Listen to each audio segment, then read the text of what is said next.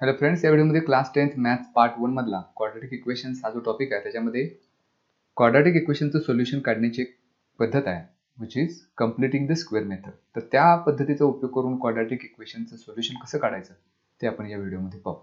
तर प्रश्न असा असेल, solve the following quadratic equation by completing the square method. म्हणजे आपल्याला ज्या मेथडनं ते एक्झाम्पल सोडवायचं आहे त्याच मेथडचा उपयोग करायचा. सुरुवातीला हे जे इक्वेशन आपल्याला दिले ते स्टँडर्ड फॉर्ममध्ये लिहायचे. स्टँडर्ड फॉर्म म्हणजे 5x² प्लस 4x आपण लेफ्ट हँड साईडला घेऊया, -4x होतील, प्लस 7 सुद्धा लेफ्ट हँड साईडला घेऊया, -7 होतील, दॅट इज इक्वल टू 0.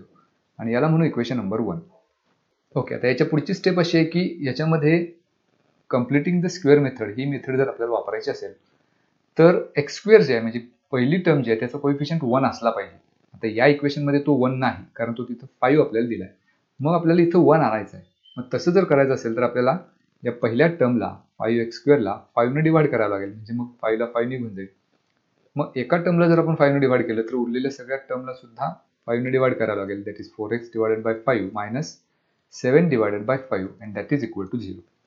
मग इथं न्यूमरेटर डिनॉमिनेटरला 5 ला 5 निघून जाईल, म्हणजे इथे शिल्लक राहील x² मायनस 4x बाय 5 हेच आपण असं लिहू शकतो 4 by 5 into x minus 7 by 5 that is equal to 0. आता या दिलेल्या इक्वेशनवरून आपल्याला एक टर्म शोधायची आहे जी आपल्याला या इक्वेशनमध्ये ॲड आणि सबट्रॅक्ट करायचं आहे, जेणेकरून आपल्याला त्याचं कन्व्हर्जन कम्प्लीट स्क्वेअरमध्ये करता येईल. मग त्याच्यासाठी के पहिल्यांदा आपल्याला शोधावं लागेल आणि त्याच्यासाठी फॉर्म्युला आहे 1/2 इंटू कोएफिशियंट ऑफ एक्स. मग कोएफिशियंट ऑफ एक्स इथं -4/5 आहे, तर ते निगेटिव्ह साईन सहित -4/5 घ्यायचं. आता हे जर आपण सोडवलं तर 2 न भाग जाईल, 2 दुणे 4, उत्तर येईल -2 डिवायडेड बाय 5. ही केची व्हॅल्यू मिळाली. आपल्याला k² शोधायचा आहे, कारण k² ही टर्म आपल्याला इक्वेशनमध्ये ॲड आणि सबट्रॅक्ट करायची. मग k² म्हणजेच -2 डिवायडेड बाय 5 त्याचा स्क्वेअर. -2 चा स्क्वेअर प्लस 4 होईल, कारण कुठल्याही निगेटिव्ह नंबरचा स्क्वेअर पॉझिटिव्ह असतो, आणि 5 चा स्क्वेअर 25.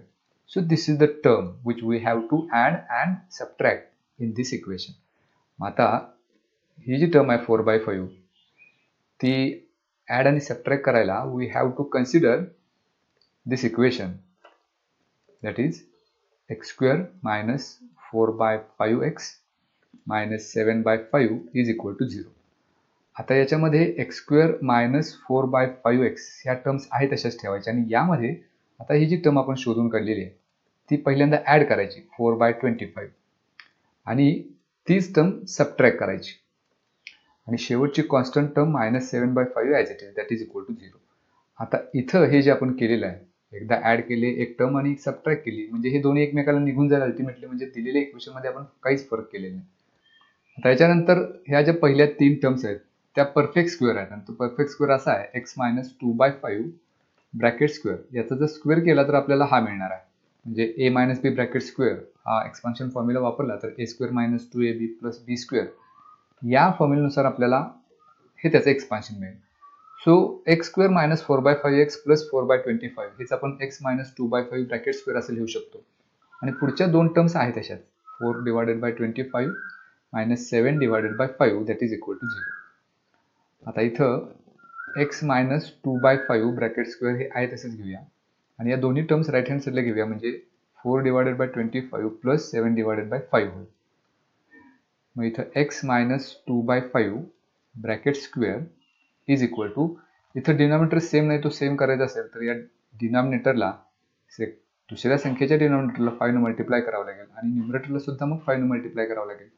म्हणजे मग इथं असं मिळेल 4 डिवायडेड बाय 25 हा फर्स्ट नंबर आहे तसाच, plus 7 into 5 that's 35 divided by 5 into 5 that's 25.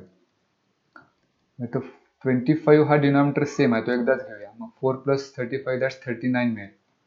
So x - 2/5 bracket square हे लेफ्ट हँड साईडला आहे तसंच. आता दोन्ही बाजूचा स्क्वेअर रूट घेतला तर इथं x - 2/5 मिळेल, म्हणजे स्क्वेअर आणि स्क्वेअर रूट एकमेकाला निघून जाईल, दॅट इज इक्वल टू 39 हा परफेक्ट स्क्वेअर नाही त्यामुळे तो अंडर रूट साईनमध्ये घेऊया, divided by square root of 25 is 5.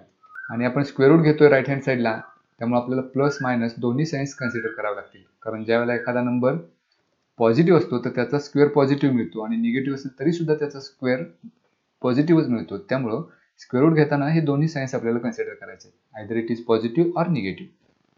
मग आता एक्सची व्हॅल्यू काढायला हे -2/5 आपण राईट हँड साईडला घेऊया, +2/5 होतील, मध्ये plus or minus √39 divided by 5.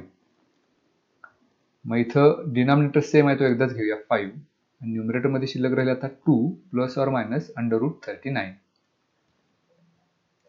So x is equal to 2 plus √39.